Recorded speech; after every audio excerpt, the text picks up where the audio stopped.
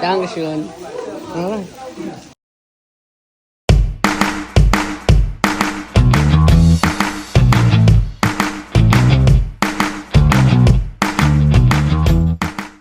Halo mga kababayan, ang buhay sa Alemanya. Tara, nung una akala namin parents guidance kami dahil sabi ng aking anak na si Uno, kailangan daw kaming pumunta sa school niya. At literal nga na kailangan kaming pumunta dahil meron pa lang silang project na magluto. At dahil nga iba't ibang lahi ang mga kaklasmate niya, kailangan ng representative ng ating bansang Pilipinas. Kaya napasabak na lang din ako dahil pagdating sa pagluluto, 100% hindi ako sigurado dyan. Tamang guide na lang muna ako kay Uno at baka ako pa mabigyan ng grado dahil hindi kami sigurado kung anong gustong panlasa ng mga banyaga dito. Lumpiang Shanghai sa aking palagay sa kanila ay pasado.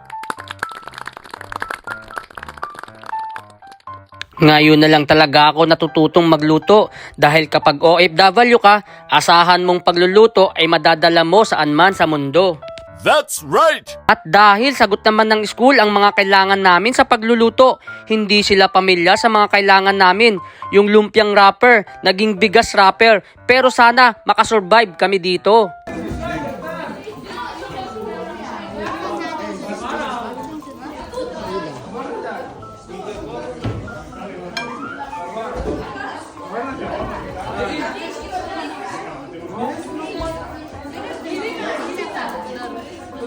Dahil nga nasa tabi at suportado ko ang aking anak, kahit may nakatutok at nagmamasid, taimtim at focus lang siya sa kanyang ginagawa. Hindi niya niinda kung anong man ang sasabihin ng iba.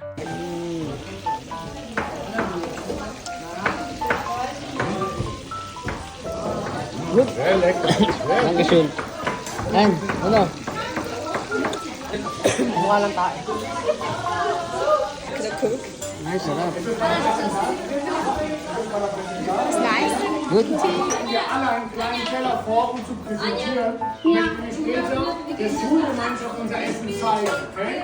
Und das heißt, nicht alles selber essen. Ein paar Sachen müssen wir präsentieren. Nakakatuwa lang na sa kabila ng paghihirap naming mag-asawa, ang kapalit naman nito ay ang pag-a-adjust nila. Di bali nang mahirapan sa una kung ang resulta naman sa huli ay ang kinabukasan nila. Ang tanging tatandaan lang nila, nasa likod lang kami at sumusuporta. So, hanggang dito na lang po muli. Salamat sa inyong panonood.